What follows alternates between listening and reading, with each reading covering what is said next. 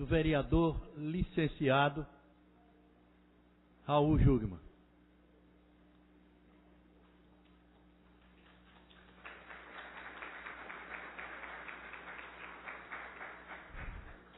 Nesse instante, vamos ter a honra de convidar para compor a mesa a desembargadora federal Margarida Cantarelli.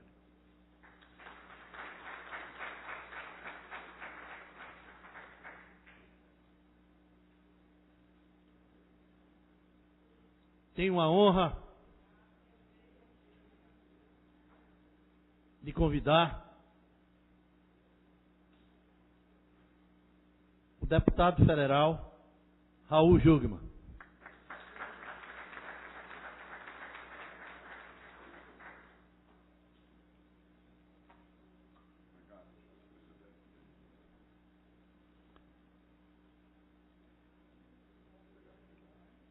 Para também complementar a honradez dessa casa,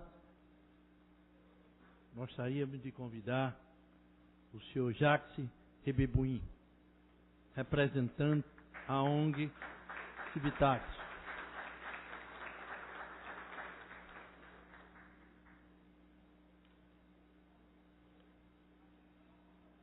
Neste instante, solicito ao cerimonial da Casa José Mariano para que introduza no recinto desta casa a homenageada para podermos iniciar a sessão.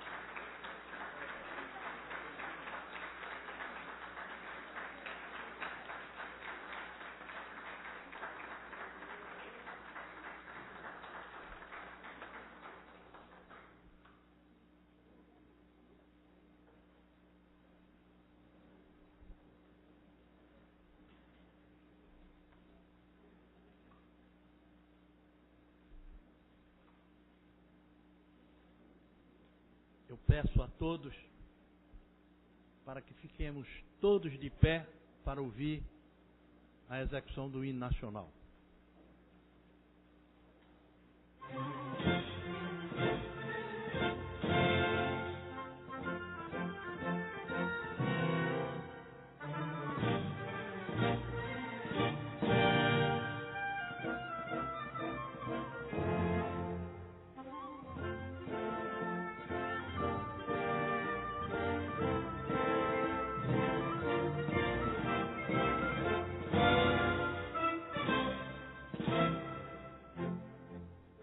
O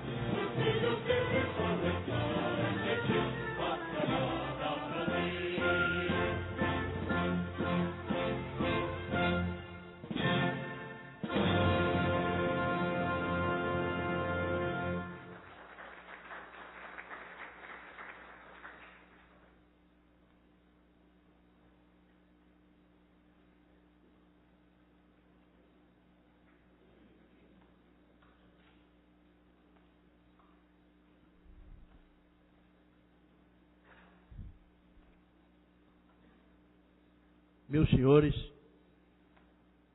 e minhas senhoras, a Câmara Municipal do Recife, na manhã de hoje, tem a grata satisfação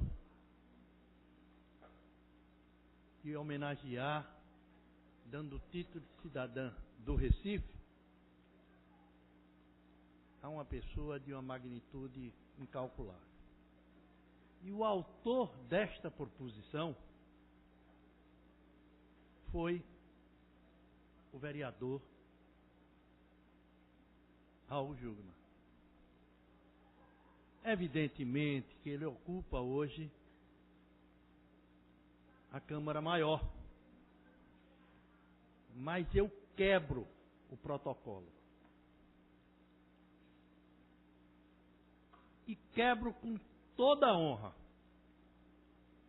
com toda a altivez, pedindo a ele para que ele use a tribuna e faça a homenagem em nome da casa. Raul Jungmann.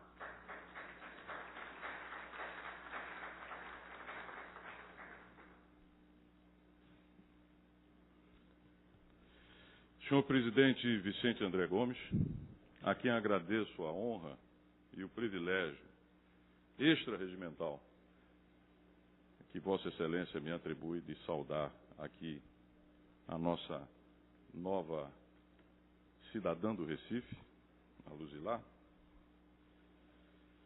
a homenageada, amiga, querida, Luzilá Gonçalves, que hoje passa a ser nossa conterrânea, ou seja, pela vontade dos representantes do povo do Recife, passa a ser cidadã recifense, para nossa alegria e honra. Desembargadora federal, minha amiga Margarida Cantarelli, que nos ilustra com a sua presença. Nesse ato, representando a Academia Pernambucana de Letras, e também o meu amigo Jacques Ribemboim, representando a ONG Civitate, que tem sido um companheiro nas lutas urbanas e por cidadania na cidade do Recife. Senhoras e senhores aqui presentes, que muito nos honram, todos e cada um, com a vossa presença. Dizia a desembargadora e amiga, ainda há pouco, quando nós aguardávamos o início dessa cerimônia, que nós não poderíamos fazer, que nós não poderíamos realizar melhor homenagem ao Dia Internacional da Mulher do que exatamente conferindo esse título a Luzilá. E não há por que discordar, há, pelo contrário, que iniciar esta nossa fala dizendo que, sem sombra de dúvida, não apenas nós, mas esta casa faz uma justa homenagem a uma mulher que, por todos os títulos, simbolicamente homenageia as demais mulheres, não só daqui, mas de todo o mundo. Nascida em Garanhuns, a cidade das flores, capital do Agreste, aos 4 anos, Luzilá migra para o Recife com seus pais. Ela, professora, convidada para proferir aulas no Agnes Escane, aqui no Recife, e ele, comerciante, que também se translada para a cidade do Recife. Menina, muito cedo se interessa pelas letras. Curiosa, estudiosa, passa a conviver com o sonho de se tornar escritora.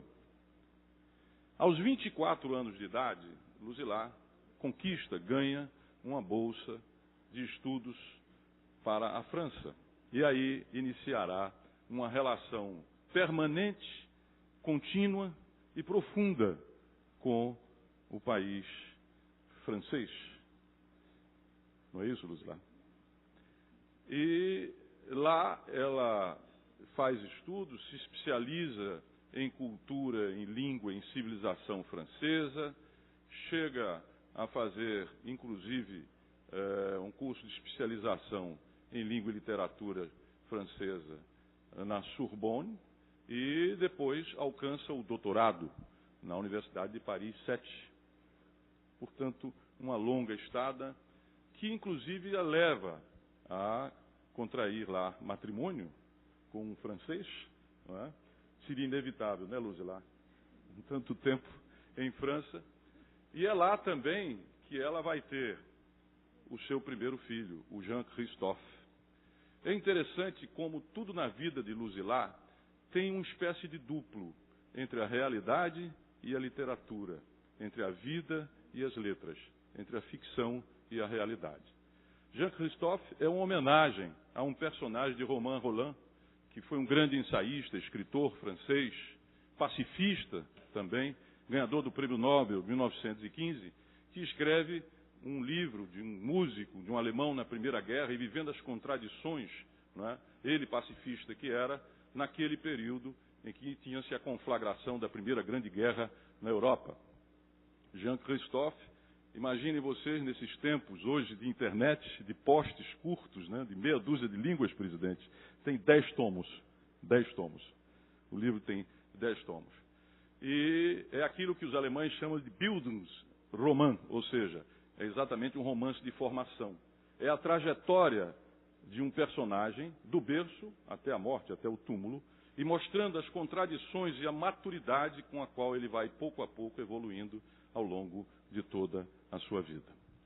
De volta ao Recife, no ano de 1975, Luzilá tem um segundo filho, aliás, uma filha, que aqui se encontra presente, que é a Lucile.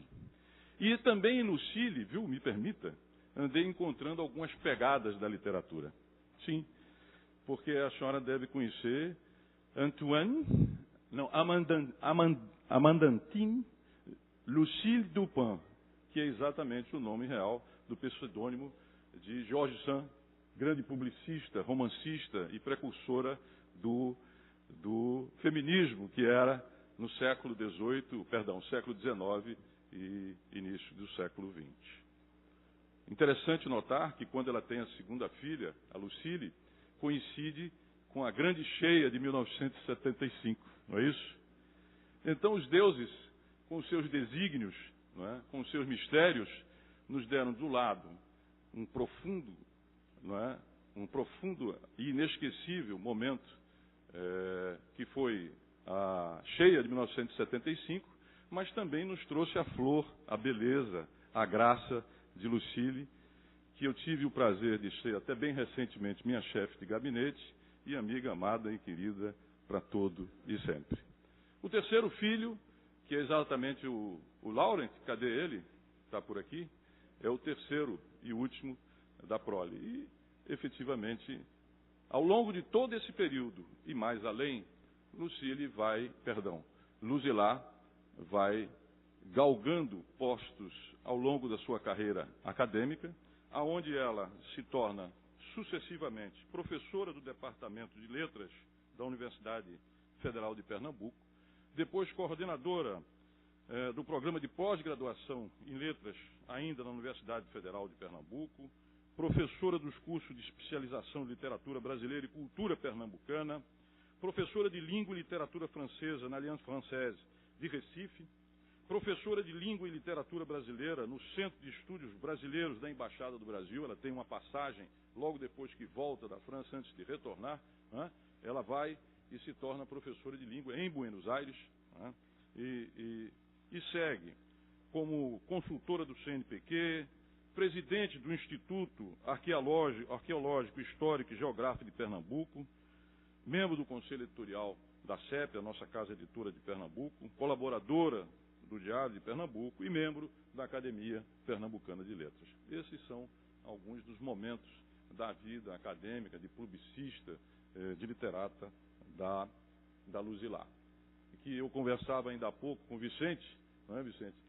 Que, de fato, retratar a carreira, a generosidade, a criatividade, a produtividade de Luzilá não é fácil para qualquer orador. Tenha certeza que é preciso sempre poder recorrer a alguma informação escrita. Em termos de produção literária, amor de toda uma vida, dedicação maior de Luzilá, ela, ao longo da sua trajetória, esteve como autor ou coautora de aproximadamente 43 títulos, o que dá uma ideia do trabalho e da produtividade da Luzilá e do seu amor às letras. Enquanto produção literária, ela conquista prêmios aqui no Brasil e no exterior, como o caso da França e também de Portugal. Destacando-se, dentre outros, O Espaço do Teu Rosto, que é publicado em 1982, Muito Além do Corpo, talvez, o seu testemunho mais pessoal das relações, não é? E, sobretudo, de um tema central e recorrente, e de muita coragem, me permita dizê-lo, que é falar e discorrer sobre o amor, sobre as relações amorosas. E, em particular, por algo que a marcará como um fio condutor de toda a sua produção, de toda a sua vida, que é a defesa feminista, que é a defesa da mulher, do seu papel, da sua busca, da sua identidade e, em particular, da sua fala, do seu falar e de se expressar de acordo com os seus sentimentos e com aquilo que culturalmente a releva. Segue-se Rios Turvos. Não sei, Luzilá, talvez tenha sido o seu romance mais premiado. Rios Turvos. Não é?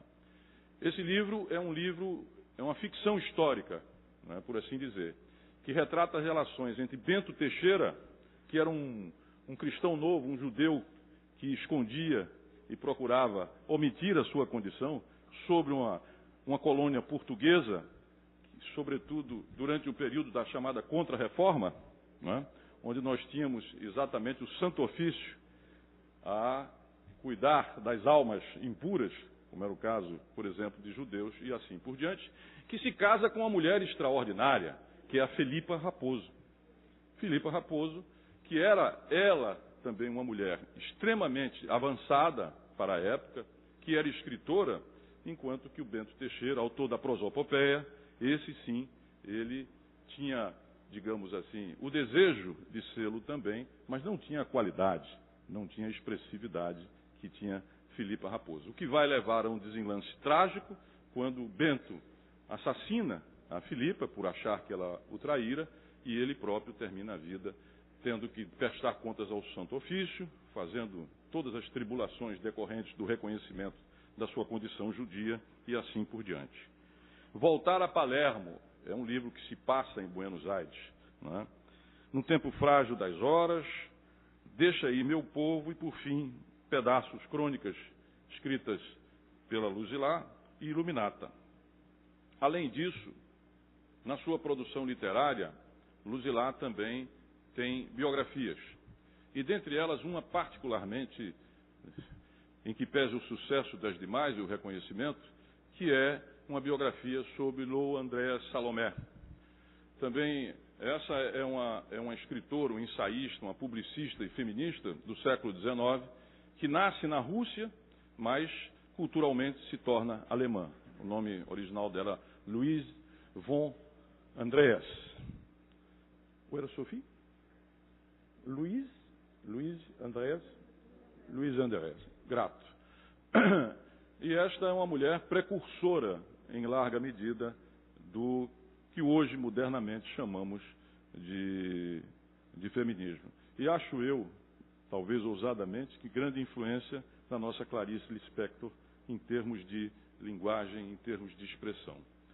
Pois bem, uma coisa interessante é que Lô Andréa Salomé passa a história como uma mulher que se torna famosa pelos seus amantes ou pelos seus amados, o que é muito machista, porque a referência sempre a Lô Andréa é de que ela teve relações, não é, dentre outros, com Nietzsche, teria sendo o grande filósofo alemão, Friedrich Nietzsche, teria sido inclusive o grande caso de amor da vida dele. Também o grande, aí sim para ela, o maior, Rainer Maria Rilke, que ela conhece aos 36 anos de idade, e no bojo da relação ela escreve vários livros referentes ao amor, à história do amor, os seus conflitos e contradições, mas também teria tido a admiração, nada mais, nada menos, do Sigmund Freud, e Goethe também estaria dentre os seus apaixonados. Agora vocês vejam o que é numa sociedade machista. Ninguém vai dizer, nem nunca ouviu falar, por exemplo, que Rilke ficou famoso porque namorou ou teve uma relação com Lô Andréa Salomé. Mas, inversamente, ela que tinha qualidades, inclusive antecipatórias, porque Freud, quando a conhece, identifica nela uma espécie de pré-psicanalista, na medida que ela tem uma visão sobre o inconsciente, que em alguma medida antecipa algumas das conclusões que ela, inclusive, escreve no seu livro. E ela escreve essa biografia que é tida e reconhecida como uma das melhores biografias já feitas sobre Heloândia Salomé. Não contente com todo esse trabalho, que aqui já daria suficientemente para uma vida e meia, ela também faz algumas traduções. Para o francês, no caso de uma obra de Carlos Drummond de Andrade, um dos seus prediletos. Aliás, a biblioteca dela, eu li, é uma coisa interessante. Ela tem os autores, digamos assim, gerais, e tem uma seção especificamente para as mulheres, onde lá estão Colette, onde estão as irmãs Brontë, não é? Onde está Clarice Lispector, onde está Cecília Meirelles e assim por diante. Correto, Luizilá? Está vendo você? Estudei direitinho, saber. Então, ela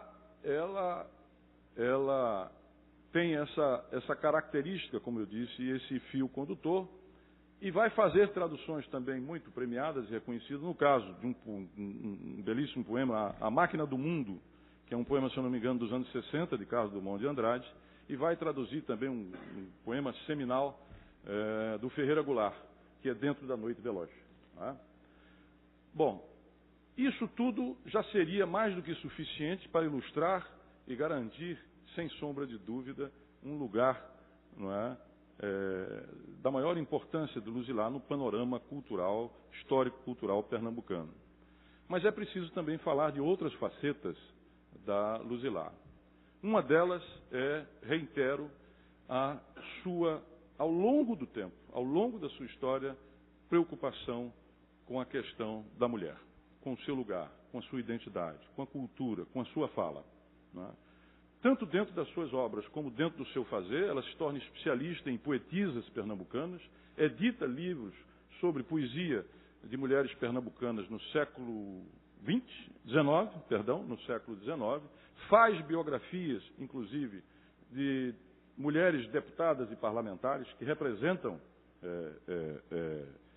a mulher pernambucana, tendo, portanto, uma posição, não é, constante, assegurada, produtiva, em defesa dos interesses do gênero feminino. Não é? E, por último, e eu gostaria de encerrar essa tentativa de aqui traduzir a prolífica vida de Luzilá e as suas escolhas, é alguém que tem uma profunda relação com a cidade do Recife. Isso é expresso, dentre outras, por exemplo, ao trabalho pioneiro que ela faz em defesa da zona de preservação do Poço da Panela, que em alguma medida guarda a identidade histórica e cultural da cidade do Recife. Hoje o Poço da Panela, presidente, em grande medida é preservado exatamente pelo esforço liderado, e não apenas por ela, por muito mais evidente, mas contando com a liderança que Luzilá teve, o amor que tem pela cidade. Ela que, como ela própria diz, acorda às 5h30 da manhã e vai cuidar das suas plantas, não é? Cuidar exatamente do seu quintal e daquele, eu diria que, daquele bairro que ela tanto ama e onde viu os seus filhos crescerem e onde é fácil encontrar, conversar, ter uma boa prosa com ela. Presidente, Luzilá estudou nesta casa. Essa casa que o senhor preside, ela que estudou no Instituto Pernambucano, depois estudou na Escola Normal, que era aqui, exatamente aqui nesse prédio, onde ela vem receber essa honraria de se tornar nossa concidadã, por escolha dos representantes da cidade do Recife. Então, senhoras e senhores, eu creio que tentei dar conta, na medida do possível, da trajetória, da história, das escolhas, do afeto dessa mulher absolutamente extraordinária. Seja como acadêmica, como professora, seja como escritora reconhecida e premiada que é, seja como feminista ao longo de toda a sua vida, e reitero as palavras aqui da desembargadora Margarida Cantarelli, que não teríamos como melhor homenagear as mulheres no seu dia, senão concedendo o título a Luzilá, e obviamente também como mãe, pelos filhos tão belos que aqui se encontram e que, sem dúvida, muito irão ainda contribuir com esta cidade. Por tudo isso, Luzilá, em nome dos representantes do povo na casa de José Mariano, a partir de agora, nossa concidadã. Nascer é destino. ser cidadã honorária é escolha. Escolha democrática, escolha de uma cidade, reconhecimento, contribuição, a sua generosidade, a sua trajetória, a sua paixão e a sua história pelo Recife, pelo mundo, pelas mulheres, por todos nós. Viva Luzilá, a nova cidadã do Recife. Muito obrigado.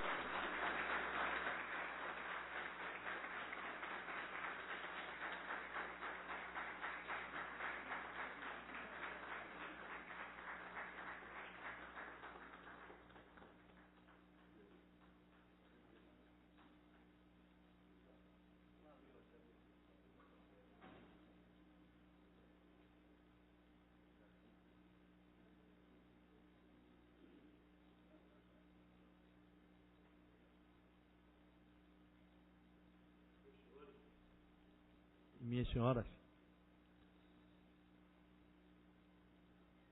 agora vamos ouvir não mais a cidadã de Garanhuns, a cidadã do Recife, a quem eu tenho a honra de passar a palavra para ocupar a tribuna.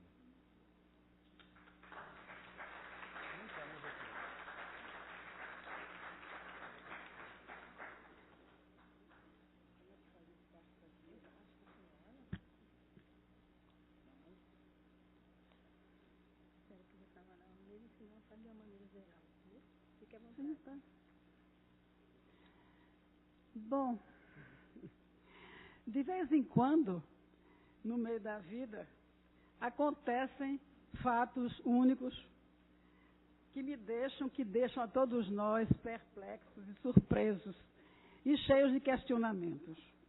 Este é um deles, para mim. Recebi alegre e surpresa a indicação para a outorga desse título de cidadão recifense, proposto pelo então vereador Raul Jungo, meu amigo, aceito pela Casa e confirmado pelo presidente Vicente André Gomes, a quem eu dei muito trabalho, eu estava dizendo só a ele nem se lembrava, há 30 anos, quando nós começamos com um grupo de amigos o movimento para a proteção do bairro de Casa Forte, e que ele era um vereador principiante, não é? E muito dividido entre o crescimento da cidade e nos favorecer, não é? Mas nós ganhamos muita coisa, Vicente. Então, veja só, nesse cinzento dos dias, de repente aparece esse acontecimento que faz com que nos questionamos, e principalmente no meu caso agora, e eu me achava familiar a mim própria, embora até hoje não tenha me acostumado comigo mesma. E é preciso se me acostumar logo, né? Porque então, a gente se desconhece nesses momentos, não sabe o que dizer, e se eu soubesse, como dizer.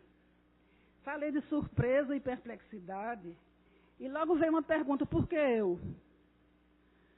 Então busquei nos meus longes o que poderia ter feito nascer essa homenagem.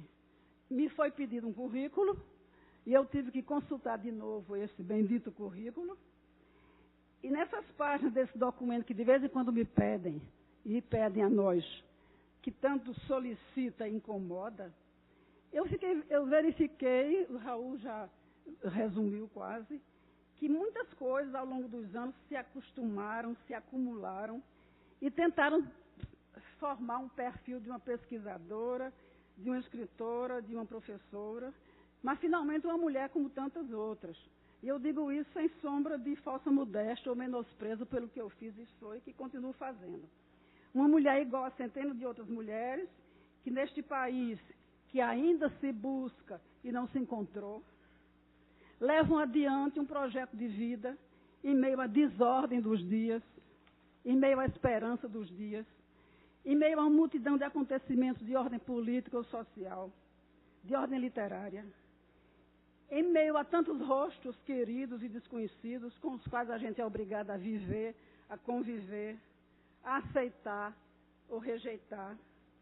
a mergulhar de cabeça naquilo que Clarice Lispector chamava de o perigo de viver, precedida que foi por Guimarães Rosa, que dizia: viver é perigoso.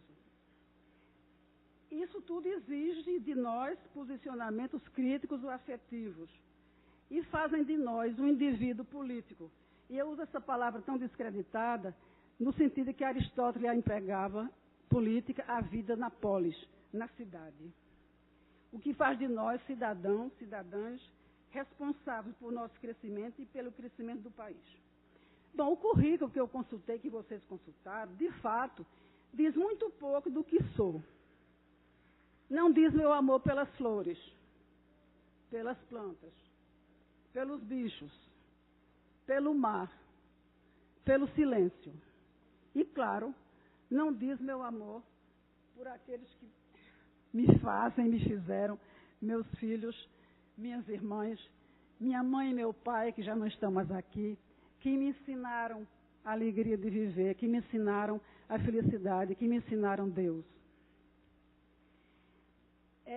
O currículo se refere a atividades profissionais, professora, pesquisadora e escritora, mas esconde certamente o que é o melhor de mim, o que é mais importante para construir o que faz de mim um ser humano diferente dos demais.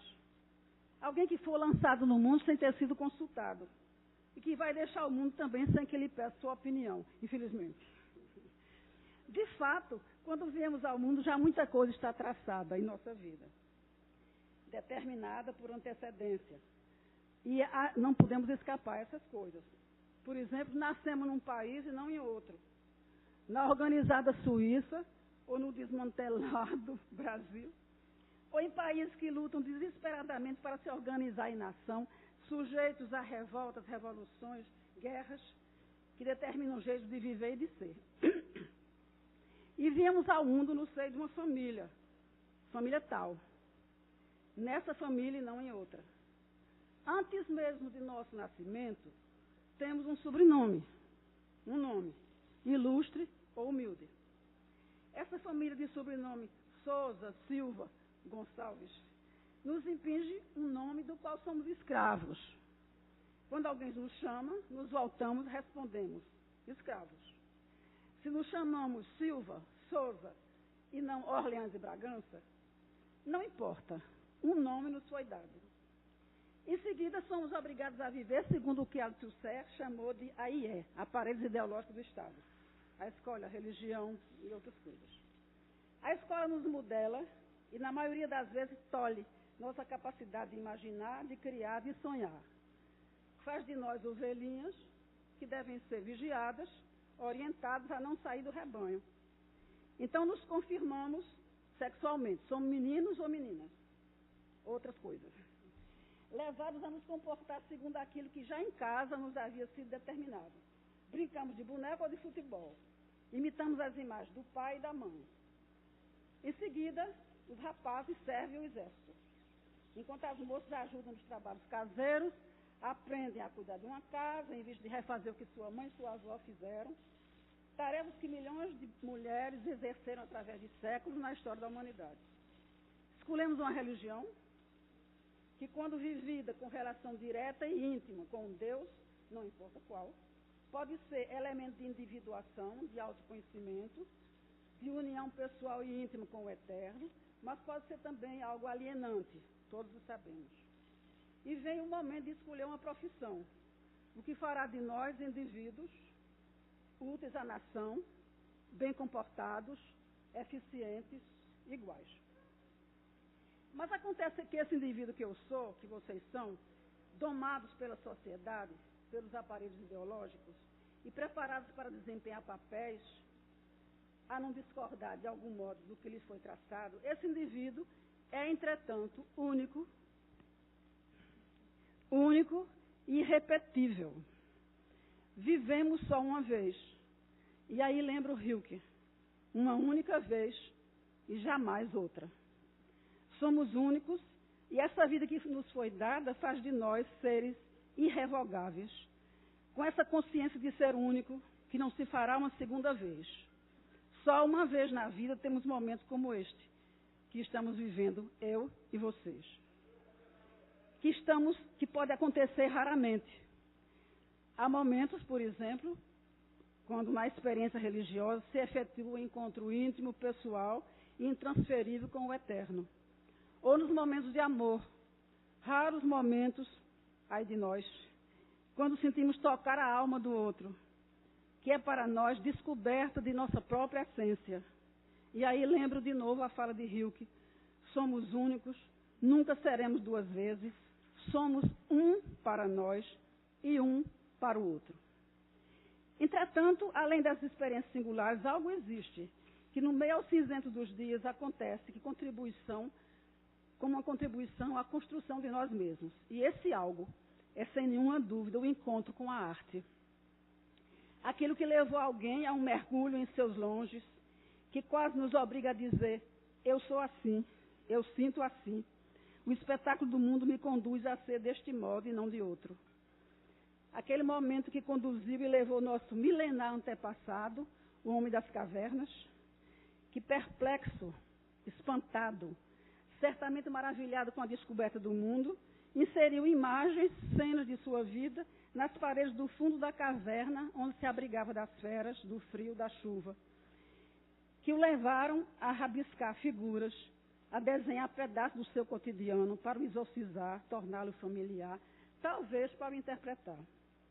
Aquele mesmo desejo e impulso que levou um obscuro selvagem a tirar de um pedaço de madeira, de osso, sons imitativos ou inventivos, inserindo a música na vida cotidiana. E mais tarde, a imaginar que os sons com os quais se comunicavam os indivíduos se transformavam em palavras, que de modo mais eficiente que os gritos, grunhidos, gemidos, exclamações de alegria e dor, podiam transmitir a tristeza, a melancolia, o tédio, o entusiasmo ou a felicidade. E é aí que nós chegamos, professores, pesquisadores, escritores, criadores, que acreditamos nas palavras, que investimos nelas nossas vidas, em uma crença que nos leva a trabalhar com elas, a clarear seu sentido, seu alcance, seu uso, a tentar transmitir a outros, alunos ou leitores, seu valor, seu alcance, sua capacidade de dizer o amor ou o ódio, de transmitir uma visão de mundo comum a uma comunidade ou apenas uma entrega pessoal de um modo de sentir, de interpretar, de criar, de recriar. E descobrindo o que outros indivíduos realizaram antes de nós, acrescentando uma pedra à construção do mundo, divulgar essas descobertas, tornando presente o passado, que pode ter sido revelador, belo. Pois o ato artístico é sempre uma recuperação do passado. Não falo de memória apenas, mas de experiência, de vivência, daquilo que nos construiu, que nos formou ao longo do tempo, e que foi perdido de algum modo, e que nós artistas recuperamos, salvamos da morte. Esse tipo de cidadão recifense é uma honra e uma alegria, claro. Justifica-se em parte por uma produção intelectual da qual resultaram trabalhos de pesquisas realizados, por exemplo, sobre o movimento abolicionista no Recife, sobre tudo que Raul falou, a poesia das mulheres pernambucanas, o volume publicado sobre as deputadas, as personagens de romance que fizeram de algum modo parte de nossa história, Ana Paz no tempo dos holandeses, a baronesa de Veracruz, do Engenho Monjope, que recebeu o imperador aqui no Recife, a musa do poeta Marcel Monteiro, a Anunciada Camila. E nesses romances eu recupero não apenas a história dessas mulheres, mas a história da cidade do Recife, como se construiu uma cidade, como se construiu uma personalidade pernambucana e recifense, sobretudo. Eu não vou me deter muito, porque Raul já falou. E também, no meu último romance, alguma coisa que me é muito cara, que recupera uma parte da história da grande leva de judeus fugidos de pogroms russos, de perseguições nazistas, e que se instalaram e fizeram florescer o bairro da Boa Vista, com suas tradições, seus cantos, sua cultura, e que tentei descrever no romance Deixa Aí Meu Povo. Nesses recifenses do passado, o desejo de falar o que lhes ia na alma, através de poemas e crônicas que estão nos nossos jornais do século XIX, sobretudo, a força de comentar e enfrentar a pobreza do cotidiano e mesmo veladamente falar de amor. E não esquecer que, sobretudo na produção das mulheres, o pudor ditava seus versos. Pudor que era uma condição para que tornasse conhecida sua fala. Aí eu lembro Balzac, a mulher que publica se prostitui. Publicar significa se tornar pública. Isto é, entregar ao público aquilo que só ao marido ou ao pai competia saber. Como se o marido soubesse o que acontece na cabeça das mulheres, mas enfim. Na literatura escrita por mulheres recifenses, também, hoje, grande efervescência, criatividade. Parte das questões que preocupavam nossos antepassados foi resolvida. Destituiu-se a instituição do dote, que dilacerou tantos corações, instalou-se o divórcio, a possibilidade de votar. Escolas e cursos superiores estão abertos à gente feminina. A Faculdade de Direito, desde 1889, recebe mulheres, como também a Faculdade de Medicina. E todos conhecemos o que foi a luta das mulheres para cursar a faculdade no século XIX. Claro, ainda se encontram pendências que se devem denunciar, combater, como o pequeno número de mulheres na política, como a defasagem de salários entre homens e mulheres, exercendo o mesmo cargo, como também, e isso em números odiosos e alarmantes, a violência contra as mulheres. São questões de ordem social e política, na qual todos estamos engajados, na medida dos cargos que ocupamos, na medida do alcance de nossa fala, do nosso protesto, onde nos é dado fazer escutar, em jornais, em salas de aula, em programas de televisão, nas redes sociais. Essa conhecida frase de Simone de Beauvoir, não se nasce mulher, torna-se mulher, que, aliás, um psicanalista amigo meu disse, não é uma frase de Simone, não é uma frase de Freud. Pode ser retomada aqui. É uma afirmação que não apela à oposição, mas à vontade de poder via ser o que se é. Toda literatura existe a partir do desejo do autor de vir a ser tudo o que pode ser, como afirma Otávio Paz. É o espaço simbólico em que o indivíduo se constrói a partir de palavras.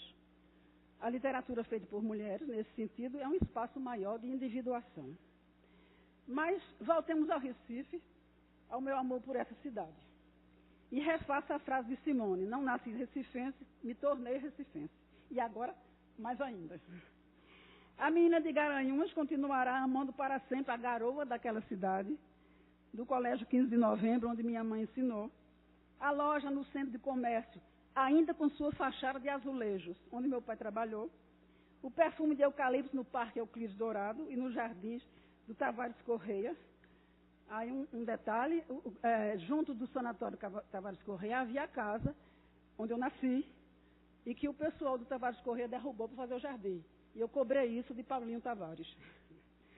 E aí eu reencontro uma menina loura e magrinha, estudando as primeiras letras no recém-criado grupo escolar Covos Bevilacqua, no hipódromo, e com as professoras cujo nome guardei e a imagem me ficou até hoje, Dona Zefinha Lira, que depois eu descobri que era poetisa e publicava em jornais recifenses como A Lanceta e Rua Nova. Dona Esther, minha professora, muito elegante, e eu me lembro de Dona Esther com uma blusa de renda branca, sempre, e uma saia plissada, preta. E principalmente a diretora do grupo, Dona Ana Uzeda Severa, com penetrantes olhos verdes, que orientava nossa marcha diária. Dona Ana, eu não entendia nada que se passava, mas eu fazia exatamente o que me pediam. Dona Ana nos obrigava a rezar, cantar o hino de Pernambuco e saía marchando sem transição. E era assim. Ave Maria cheia de graça, o Senhor é convosco. Assim. Ave Maria cheia de graça, o Senhor é convosco. Bendita sois vós entre as mulheres, bendito é o fruto do vosso ventre. Santa Maria de Deus, rogai por nós agora, nossa morte. Amém. Pisando na linha, mãos para trás, cabeça erguida. Coração do Brasil. Todos os dias. E eu repetia que eu tinha 10 anos, repetia aquilo automaticamente, sem saber por quê, nem como, o que é que isso significava. Depois foi o Colégio Agnes, onde o Palacete dos Tasso, no Palacete dos Tasso, que é aquele prédio ainda hoje, havia uma grande ubaia que um Tasso havia plantado e havia uma placa dizendo, em 1800 e tanto, fulano Tasso plantou essa ubaia, que foi cortada há pouco tempo, infelizmente.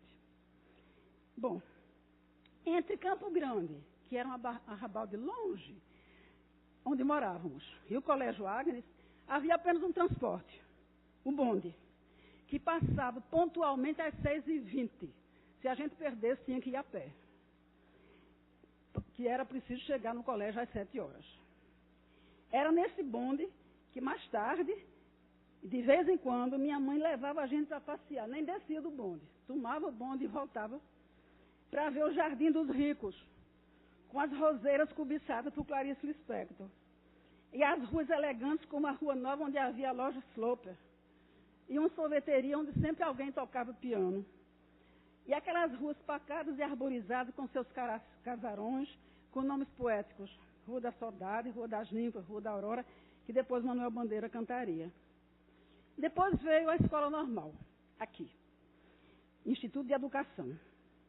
A Escola Normal possuía uma extraordinária biblioteca, com coleções especializadas, vidas de compositores, que eu devorei, Chopin, Beethoven, Schubert.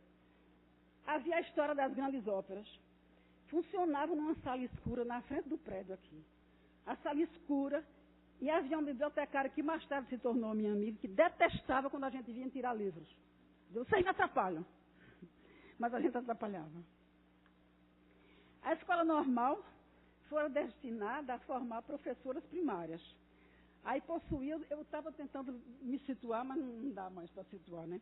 Possuía laboratórios, salas para estudo de biologia, anatomia, de história, que nem sempre a gente respeitava. Eu me lembro, por exemplo, que na sala de história havia umas togas de romanos. E um dia, com as colegas, a gente pegou essas togas, se vestiu e saiu pelos corredores. Qual os que estão de Albuquerque, Caterina e Paciência Nossa? Aí o pessoal dizia, que danado que essas meninas estão fazendo aqui. Que a gente estudava latim naquele tempo. Havia cobras empalhadas. Havia, acho que verdadeiros fetos de criança dentro de, não é? Dentro de bocais. E a gente estudava no meio daquilo. Havia um esqueleto que um dia eu vesti no esqueleto um calção de ginástica. Você imagina, o calção era bem largo. Então o esqueleto ficava na nossa sala e eu coloquei um giz na boca dele e ficou aquele esqueleto armado com a roupa de ginástica. E aí o do professor Dácio Rabelo, que era severíssimo, o diretor, chegou e disse, o que é isto? Aí ele disse, quem fez isso aqui? Aí olhou para mim, eu assim, bem humilde, ele disse, isso aí foi o esqueleto de um professor daqui, que mesmo morto está servindo. Você nem viva serve. Misericórdia. Havia também, isso aí era muito interessante, nesse Instituto de Educação, a Escola Normal, os loucos, que depois eu aprendi a amar, através do padre Daniel Lima, que dizia, amai os vossos loucos. Havia, em particular, dois que ficavam lá fora. Um era, chamava Pente Chá Preto. Vendia pente e chá preto. O outro tem um nome de mulher, daqui a pouco eu lembro. O Pente Chá Preto, a gente dava um dinheiro e ele falava mal de qualquer pessoa. E aí um dia, falava bem também. Um dia eu estava com um problema, porque eu sempre tive muitas notas altíssimas, maravilhosas, em latim, português, geografia, mas em matemática era 4. E a média era 5. Aí um dia eu pedi a Cizenando Carneiro Leão, que era o nosso professor de matemática, no curso clássico. Eu estava precisando de média. Aí eu disse, doutor Cizenando, eu estou precisando de um 6. Que é isso? O que você quer? Está sugerindo que o senhor me dê 6. Aí ele disse, de jeito nenhum. Você tirou 4 de média, que foi? Eu disse, mas professor, eu tenho 10 em latim, 10 em português, 10 em geografia, 10 em filosofia. Mas em matemática você tem 4. Colocou os 6. Aí, no outro dia, Eu dei um dinheiro ao Pente Chapreto. Eu disse, Pente, fala aí de Cizenando Carneiro Leão. Aí ele começou. Qual é o melhor professor do Instituto de Educação? É Cizenando Carneiro Leão. Cizenando danou, mas era gente boa. Não, porque eu tinha explicado a ele que eu era aluno do clássico, que eu não ia nunca precisar de matemática. Um outro louco se chamava Lolita. Ele era cheio de... Alguém se lembra dele? Cheio de trejeitos, né? E Lolita, um dia, um professor jovem chegou para substituir um outro, todo metido a bonito, sabe? Com o cabelo assim. E a gente soube que ele tinha dito a alguém, se eu vou ser professor na escola normal, aquelas meninas vão se apaixonar por mim. Aí quando a gente soube, eu digo, eu tenho que fazer uma coisa contra este homem. Aí eu dei um dinheiro a Lolita, saiu o retrato dele no jornal, do professor, substituto. Aí eu recortei o retrato do professor no jornal, dei a Lolita e disse, faz alguma coisa aí. Aí Lolita saiu, ele era uma figura incrível, tudo remexendo. Aí ele chegou com a foto do professor, mostrou assim na porta da escola aqui, você notou que eu estou tão diferente. O professor dando, mas nunca se meteu a engraçadinha com a gente, aprendeu a lição. Bom, recordando os anos adolescentes, estou quase terminando, eu vejo que eu tive a sorte de viver num Recife privilegiado, vivo, efervescente. Não sei se mais efervescente do que hoje, do ponto de vista cultural. Não longe de casa, a prefeitura havia criado uma biblioteca pública, onde hoje é a escola industrial. Era uma invenção de Abelardo da Hora, eu soube depois. Onde toda semana eu ia retirar livros. E pude conhecer Katrina Mansfield, Tolstói, Dostoiévski. Quase à mesma época, se não me falha a memória, o prefeito Pelópidas havia fundado uma biblioteca ambulante, que de 15 em 15 dias passava lá no meu bairro, e eu pude, era um encanto, porque o ônibus, era um ônibus, iluminado, lindo, com os livros todos encadernados, um cheiro bom de livro, sabe? E aí eu li todo Machado de Assis, todo Zé de Alencar, todo Zé Lins do Rego, todo Mário de Andrade, o Jean Christophe, de que falou, do Romain Rolland, de que falou Raul, Sparkenbrook, de Charles Morgan, os romances de Somerset Maugham. Um departamento de documentação cultural, DDC, foram igualmente criados, onde a gente todo sábado podia escutar música clássica comentada. E lembro que ali havia um pequeno auditório no centro da cidade, onde a gente encontrava Samuel Kaimer, João Mar Muniz, João Alexandre Barbosa, Marlos Nobre. Esse DDC, não sei bem se era dirigido por José Césio ou por Hermílio Borba Filho. E também patrocinava curso de extensão sobre teatro espanhol, por Joel Pontes, sobre literatura portuguesa, Jordão Emerenciano, língua portuguesa, por Moacir de Albuquerque, literatura hispano-americana, Henrique Martínez, literatura francesa, por Aníbal Fernandes. Imagine que naipe. Claro que haveria muito a dizer ainda, a recordar. Por isso eu peço licença para ler uma crônica que escrevi para o chamado Álbum do Recife, que Jaci Bezerra organizou para a prefeitura em 1986. Durante muito tempo, essa crônica foi lida por meu querido e saudoso amigo Rubem Rocha Filho. Onde Rubem ia, ele lia essa crônica. Ela justifica, em parte, o título de cidadã que me foi otorgado agora, por lembrança de Raul, de uma leitora minha que é funcionária daqui, Rita, e a aceitação dos vereadores a partir de Vicente. Essa crônica resume bem essa minha dívida para com o Recife e para com vocês todos que estiveram aqui me honrando. E é com esta crônica que eu vou concluir minha fala. Jaci botou o título Esfolhando o Corpo Amado. Não tinha título não, mas ele colocou isso. Então é o seguinte. Você imagina Luzilar falando. Percorro o Recife como quem percorre o corpo amado. Que ruazinha, que curva de repente, que cheiro de flor e jardim antigo. despertarão aos sentidos aspectos ignorados e insuspeitados de meu amor. Uma fachada na Rua da Aurora, uma casa entre palmeiras na várzea, no Poço da Panela, um prédio, porto, perto do porto, que a luminosidade faz vibrar, e o encontro se faz. Corpo que descobre o corpo, coisa viva e inteira, alegria que se transforma em algo mais do que ela própria. Amar o Recife como se quer o amado, espaço onde me espraio e respiro, onde me perco e me realizo, prolongamento de mim que no outro se reconhece e se constrói, eu a salvo. Tudo cabe aqui. Uma menina magrinha e loura retoma o caminho do colégio, pelas ruas do Espinheiro, e a adolescência se refaz no Parque 13 de Maio, onde a gente festejava a vida depois das aulas. Aqui reencontro amigos. Naquela praça ouvi meu primeiro "eu te amo".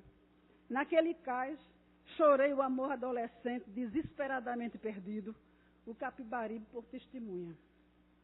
Outras cidades serão mais belos. O mundo está cheio de corpos lindos, mas nenhuma me daria esta sensação de permanente surpresa e descobertas. Ser único e insubstituível, cuja forma, odores, maciez eu reconheceria de olhos fechados. Recife, corpo amado. Obrigada.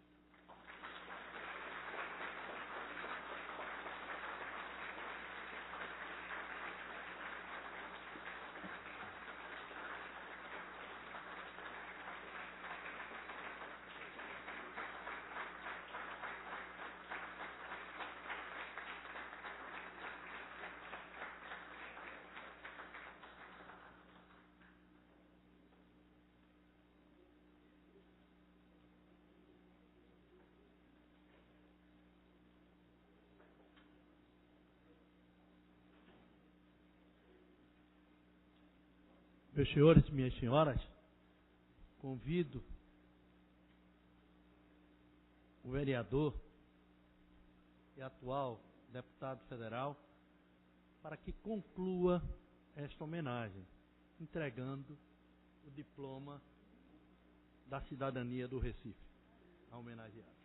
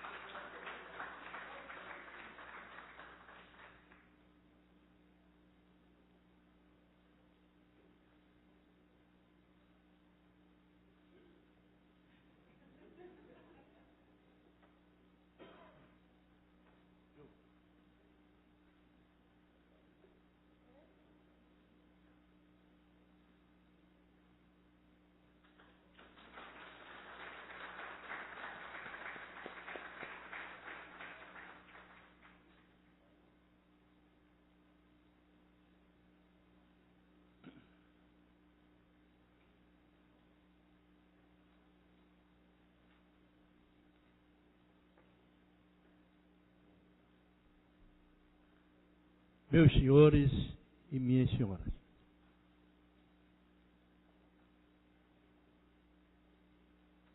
minha cara amiga, desembargadora Margarida Cantarelli,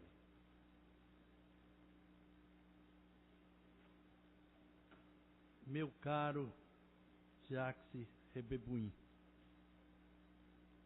meu fraterno irmão, que a genética não define, porque o verdadeiro irmão não é aquele que tem o DNA, é aquele que se sente irmão. Raul Júlio.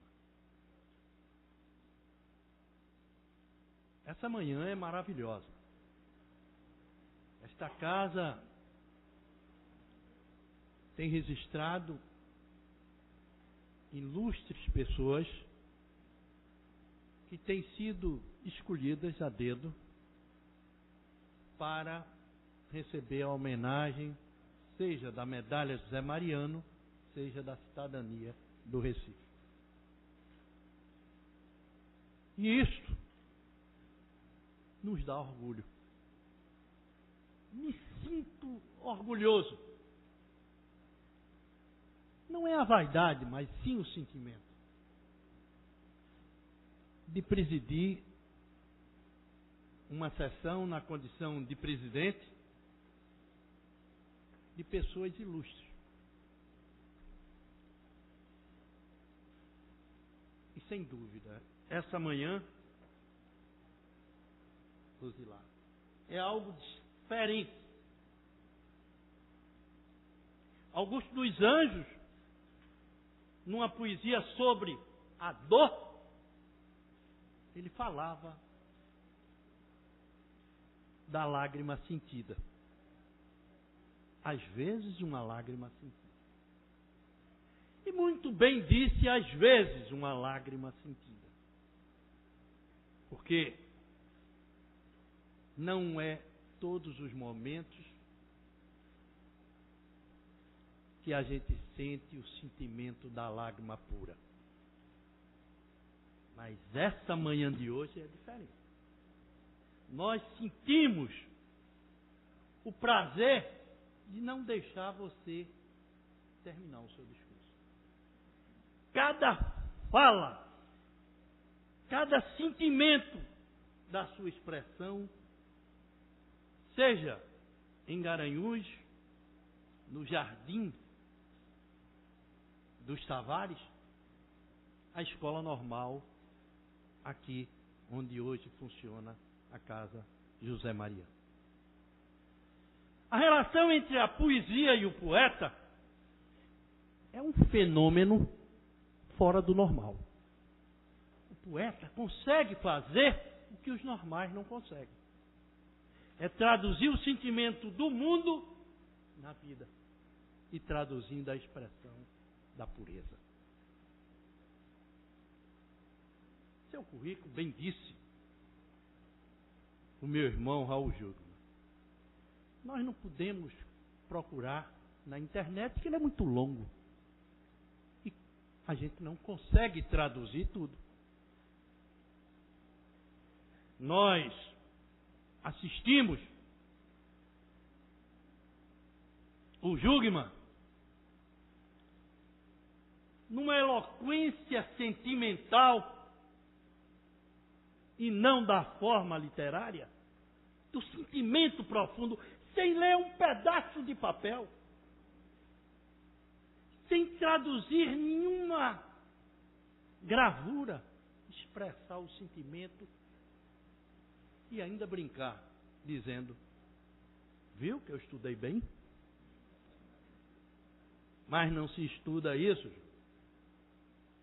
Isso é exatamente o sentimento que faz a conexão das cordas vocais com o sentimento e traduz a beleza de sua oratória. Falar das obras, dos prêmios, da imortalidade, das notas, não é tudo. Muito mais existe. Falar das obras, por exemplo, muito além do corpo,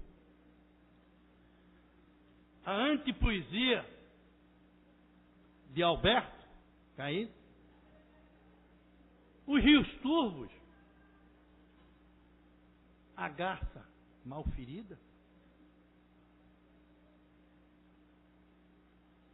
em busca de uma tragédia, é simplesmente parar pela metade.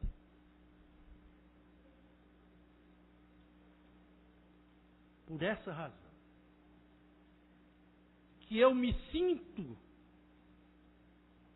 o rio Capibari. pelo amor que você tem pelo Bibiribe. Deve existir um ciúme entre o Bibiribe e o Capibaribe. Porque, na realidade, você ama as águas. As rosas, as flores. É motivo para muito orgulho tê-la aqui. Encerro a sessão, convocando outra sessão para a tarde, no horário regimental, e dizendo a você: saiba de algo muito sincero. Esta casa se sente orgulhosa de ter lhe dado o título de cidadã do Recife. E eu me sinto importante mesmo. Gostaria de convidar todos para um coquetel no Salão Nobre da casa. No Salão Nobre?